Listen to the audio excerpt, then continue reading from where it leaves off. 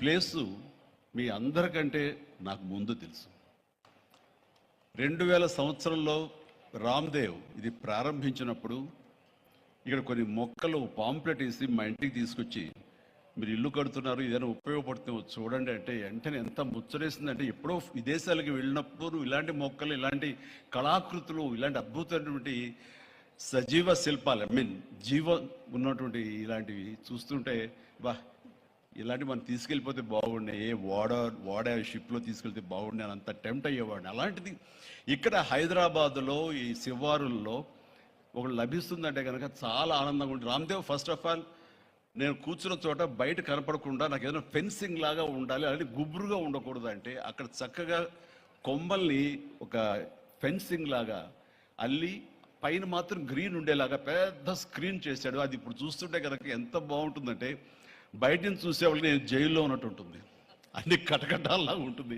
అది అద్భుతమైన కళాఖండంగా నేను ఫీల్ అవుతుంటాను. అట్లాగే చాలా అద్భుతమైన చెట్లు కొన్ని మా ఇంట్లోనే పెట్టుకున్నాను. ఇవి ఎప్పుడో 2002లో 2003లోనో మా ఇంట్లో పెట్టుకున్నాను. అప్పటి నుంచి నాకు అంత ప్యాషన్.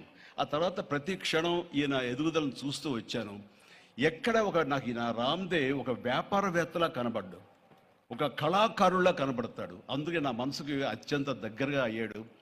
ఆ తర్వాత ఏదైనా వస్తే కనుక చూస్తారా మొక్కలు అంటే, ఇదివరకంటే ఏదో వేలల్లోనో లక్షల్లోనూ చెప్పేవాడు, ఇప్పుడు కోట్లలో ఉందంట కదయ్యా.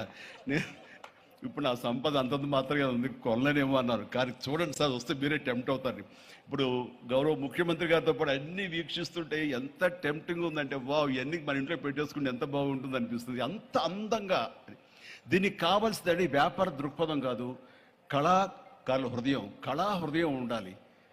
నా మటుకు నేను అతని ఒక కళాకారుడుగాను, ఒక ఆర్టిస్ట్గా చూస్తాను. నేను అంత తపన లేకపోతే, అంత ఇష్టం లేకపోతే సుదీర్ఘకాలం 24-25 ఇయర్స్ పాటు దీని మీద ఎక్స్పెరిమెంట్ చేస్తూ, ఎన్నో చోట్ల రీసెర్చ్ చేస్తూ, ఎక్కడెక్కడ ఏమేమి మొక్కలు దొరుకుతాయి, ఎక్కడెక్కడ ఈ శిలాకృతులు దొరుకుతాయి, ఆ శిలలు ఇక్కడ ఎలా తీసుకురావాలి అని దాని మీద అది దుర్భేద్యం అనుకోకుండా ఇది సాధ్యమే, ఇది మన ప్రాంతం వాళ్ళకి, మన హైదరాబాదుకి, మన స్టేట్కి అందం తీసుకొచ్చేది, మన దేశంలోనే గొప్పగా చెప్పినటువంటి గొప్ప పార్క్ అవుతుందని ఆయన మనసులో మెదిలిన ఆలోచన, ఆయన పడ్డ కష్టం, తీసుకున్న శ్రమ ఈ రోజున ఇక్కడ అద్భుతమైన కళాఖండంగా ఇన్ని ఎకరాల్లో చోటు చేసుకుందంటే కనుక నా భూతో నా భవిష్యత్తు.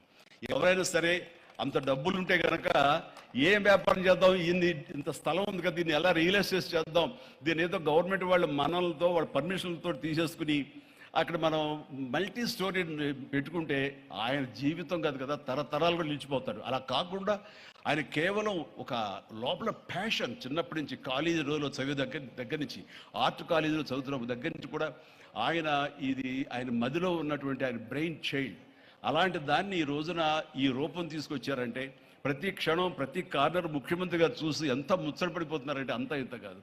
ఎలా చేశారు, ఇది ఎలాగ వచ్చింది, అది ఎలా వచ్చింది అని అడుగుతున్నారు. నేను కొన్ని అడుగుతున్నాను. అడిగి ఇది షూటింగ్స్కి ఇస్తారా రామ్దేవ్ అని అడిగితే ఇస్తానండి, కానీ ఫస్ట్ షూటింగ్ మీదైతేనే అన్నాడు. ఇప్పుడు నువ్వు ఆ మాట అన్నావు కదా, ఇప్పుడు కొత్తగా హీరోయిన్ని తీసుకొచ్చి ఆ అమ్మాయితో స్టెప్లు వేయాలంటే ఈ ఎండలో ఎలా ఉంటుందేమో తెలియదు, కానీ ఏదో చలికాలం అయినప్పుడు నెక్స్ట్ చలికాలం అయితే చేస్తానయ్యా అన్నారు. ఈలోగా వర్షాలు పడి ఇవన్నీ ఇంకొంచెం పచ్చగా ఉంటాయండి, 1 or 2 ఇయర్స్ లోపల ఇది అద్భుతంగా ఉంటుంది, కంటికి కనువింపుగా ఉంటుంది చెప్పేసి ఆయన చెప్తుంటే కనుక ఐ కుడ్ ఇమాజిన్. అట్లాగే ఇక్కడ వెడ్డింగ్ ప్లాన్ చేసుకోవచ్చు, వెడ్డింగ్స్ కానీ ఇతర రిసెప్షన్స్ కానివ్వండి, పలు ఈవెంట్స్, అలాగే ఐస్ సంబంధించినటువంటి ఆ స్కేటింగ్ సంబంధించిన చేయాలని ఇలా ఎన్నెన్నో ప్లాన్స్ ఉన్నాయని అవన్నీ కూడా చేయగలడు, ఆ సామర్థ్యం ఉంది. అలాగే ప్రభుత్వం కూడా ఖచ్చితంగా సపోర్ట్ చేస్తారు, అందుకు సమాయుత్తమై ఉన్నారు ఆయన. అందుకనే ఎంతో బిజీగా ఉన్నారు సీఎం గారు. వాళ్ళు చూస్తే కనుక మనుషులు ఇంటి చుట్టూ ఉన్నారు. అవన్నీ పక్కకు పెట్టి, ప్రోగ్రామ్స్ అన్ని పక్కకు పెట్టి నిన్నటిదాకా ఆయన ఎలక్షన్ క్యాంపెయిన్ ఎక్కడో చేసి వేరే రాష్ట్రాల్లో వచ్చి రామ్దేవ్ మీద ఈ ప్లేస్ మీద ఎంతో ప్రేమ లేకపోతే, ఇలాంటి దాన్ని మనం ఎంకరేజ్ చేయాలి అని ఆయన ఉద్దేశం లేకపోతే ఇంత ఓపికగా ఈ ఎండ్లో ఆయన వచ్చేవారు కాదు. ఫస్ట్ ఆఫ్ ఆల్ ఆయన ఇక్కడికి వచ్చి దీన్ని ఎంకరేజ్ చేస్తున్నందుకు వారికి మనస్ఫూర్తిగా అభినందనలు తెలియజేస్తున్నాను ముఖ్యమంత్రి గారికి. ఎందుకంటే అలాంటి వాళ్ళు అనుకుంటేనే, వాళ్ళ కళ్ళలో పడితేనే, వాళ్ళు ఇంప్రెస్ అయితేనే దీనివల్ల ఎంతోమందికి ఉపాధి కలుగుతుంది, ఇది ఎంతోమందికి కనువిందు కలుగుతుంది, మరి ఎంతోమంది ఈ ప్లేస్ని వాళ్ళ ఈవెంట్స్కి ఉపయోగించుకుంటారు. తద్వారా టూరిజం పెరుగుతున్న ఉద్దేశంతో కూడా మన జూపల్లి కృష్ణారావు గారు దీన్ని ఎంకరేజ్ చేయడం కోసం సమాయత్తమై ఉన్నారు. అలా ప్రభుత్వ సహకారాలు దీనికి మెండుగా ఉంటాయని ఆశాభావం వ్యక్తం చేస్తూ, మీరు ఏదైతే కనుక ఊహించారో రామ్దేవ్, అది త్వరలో ఖచ్చితంగా అవుతుంది. ఇవి అద్భుతమైనటువంటి ఒక ల్యాండ్ మార్క్ అవుతుంది, ఒక కళాకృతి అవుతుంది. అది రాష్ట్రానికి వన్ని తీసుకొస్తుంది, హైదరాబాద్కి తలమానికంగా ఉంటుంది. ఒక హైదరాబాద్ ఒక ఇల్లు అనుకుంటే ఇంట్లో ఒక అద్భుతమైన పెయింటింగ్ పెట్టుకుంటే ఎంత బాగుంటుందో, ఆ పెయింటింగ్ ఈ రోజున ఈ ఎక్స్పీరియన్స్ తోటి చెప్తున్నాను.